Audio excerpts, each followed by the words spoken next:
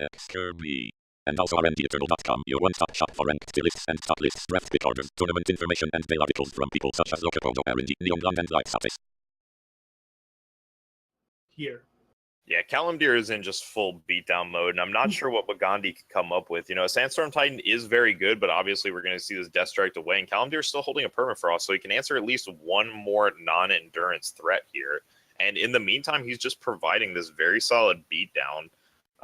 These two Steward of the Past are really going kind of all the way right here, and sometimes it's just good enough that they're free cost. But we see double polymorph coming out from Wagandhi, and all of a sudden Kalimdir has no board here. He's going to drop a Permafrost to attack in with the two frogs just to keep the pressure up to see if he can close the game out. Does Wagandhi have like a lightning storm maybe, or a rock slide? Did he keep those in this matchup? I doubt it. All right, there's at least a Heart of the Vault to kill one of these frogs, draws him a card, gets the Death Strike out of hand. Kalimdir's going to at least take Wagandhi to 3 here, unless Wagandhi got like a reduced cost torch that he wants to use.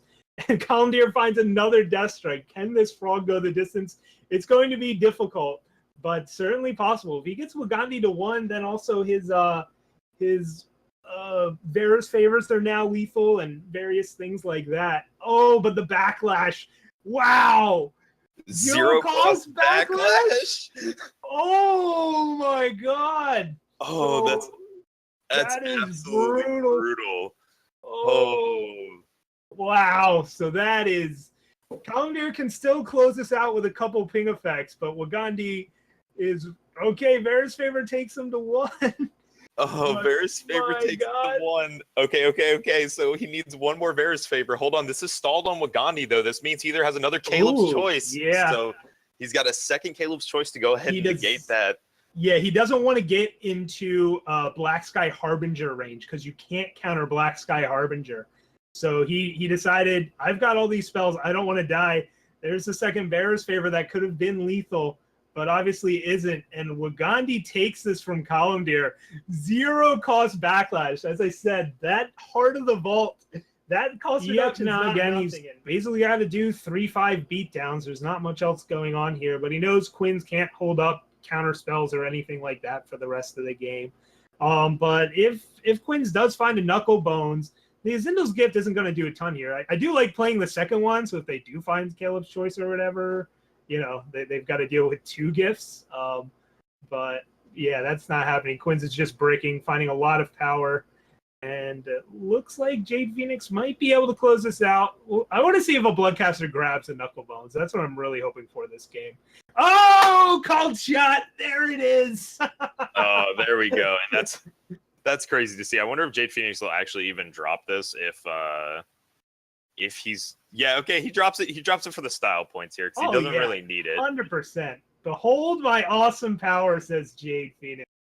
And yeah, this is not looking good. And Haidar knows Hans's last card in hand is a power there. That was, again, an undepleted seat. So it's whatever he draws off Knucklebones is the gas here. Haidar with, a charging double damage 5/3 that can take out Knucklebones coming next turn. That sounds good to me. Yeah, he does have Overwhelm as well. Oh, yeah. So we'll be able to push through pretty easily here. Hans is going to have found 2 very good cards off of those Knucklebones. Not quite what he was looking for there in the 1/1 Revenge Flyer. And he had another power. I hope he has another removal spell. If not, I think this is just going to be game right here. Yeah, Haidar's going to slam 2 charge units, one of which has double damage and Overwhelm.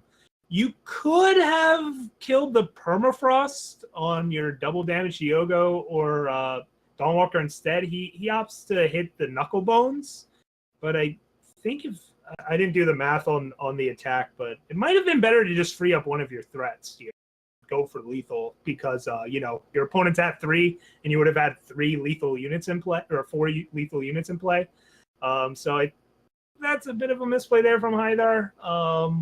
I realize it's good to kill Knucklebones, but it's better to kill your opponent. But you might still just get lethal here anyways with this 10 Overwhelm damage coming in. Right. Yeah, I think he had lethal regardless. Okay, there's refresh.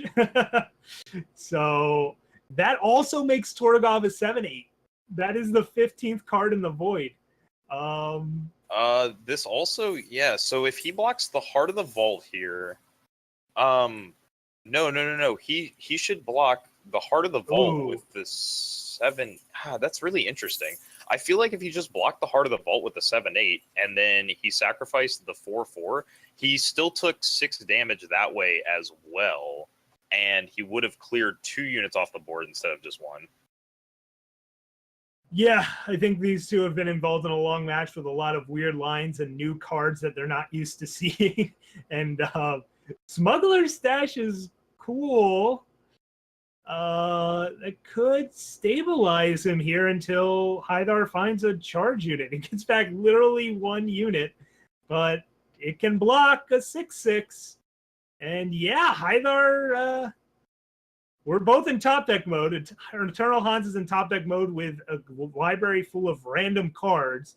Hydar in top deck mode with cards that all have double damage and charge. So I would say Hydar is the favorite here with Eternal Hans at 1, but who knows what Knucklebones gives here. Yeah, and it ends up giving the lethal Grenin drone. Oh man, like yeah, we the drew lethal it up. Grenin drone. Just that was like almost close enough. Almost enough. But yeah, this Grenin drone is going to be able to push him with a charge. And we get to see here that Diogo just putting in a ton of work here, giving all the units charge and double damage. I mean, really just the charge here was what was important. Double damage also very important, obviously, but yeah, being able to slam these charge units is just so impactful. Guys are adding up. Like at least they're only hitting Pyro Knights and opting to get down an extra threat rather than trotting out the polymorph. And we get to see a warped in Heart of the Vault taking out an Oni Ronin. And a reduced another Heart of the Vault. Oh my god. So it was looking like both players were running out of gas, starting to run on fumes, and Heart of the Vault's like, nah, man, we got a lot more cards coming here.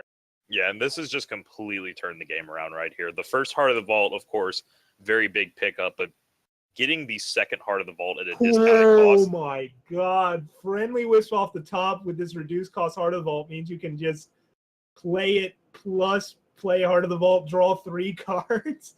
And by ace facing here, if he blocks with Pyro Knight, the Vault even gets to kill that. Oh my god, Praxis just exploded here.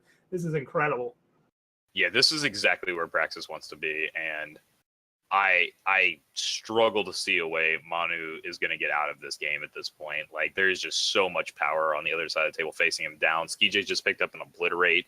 Skijay has the Healer's Cloak now, too, that he can throw on the Vault to get 8 health back. So it's not even like he's in range of chaining a bunch of burn together. And Manu only has 4 power anyway, so the Flame Blasts are out of the question.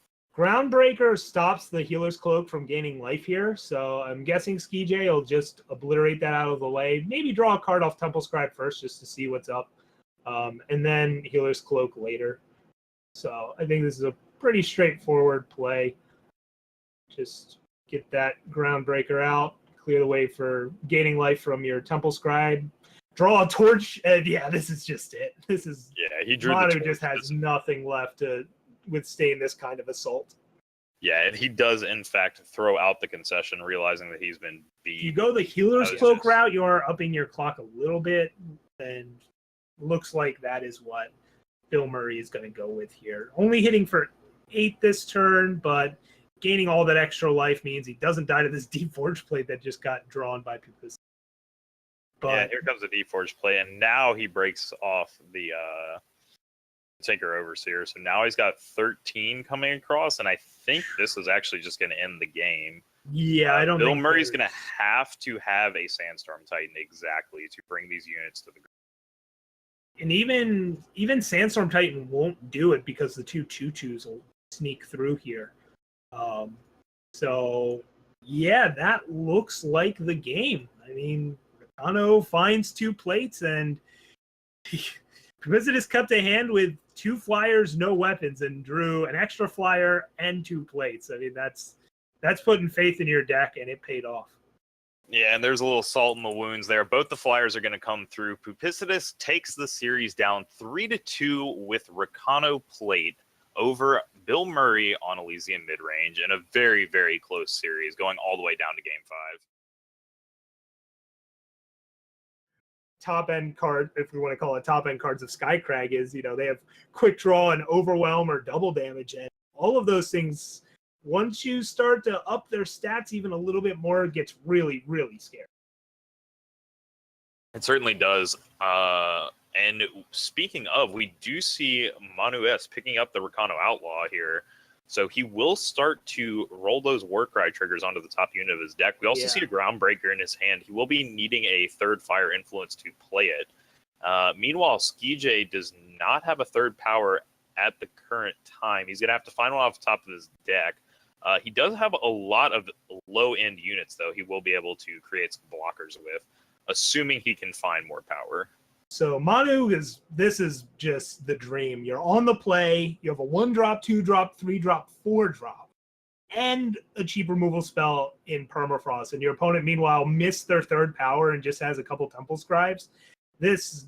I don't know how Praxis can come back from this kind of start, and this is exactly why you play Skycrag aggro. It's just, it can just have these. This is even the most explosive start it can have. We're not talking about like a turn 2 Yeti. We're talking about a turn 2 quick draw. And the Skij draws a torch, which can kill a Praxis Outlaw, and he's taking upwards of 11 damage or something like that next turn. I mean, this is just a nightmare for him. Yeah, him having missed his power drop, I think is just going to lock this game up. The double damage Groundbreaker with the Vadius, I can't see a way that they possibly get out of this game. Yeah, he throws the Scepter on it, he permafrosts it. This actually, I think, might just be... Yeah, it's going to get the scoop out. Not quite lethal, but it was very, very close. That was 19 damage that turn.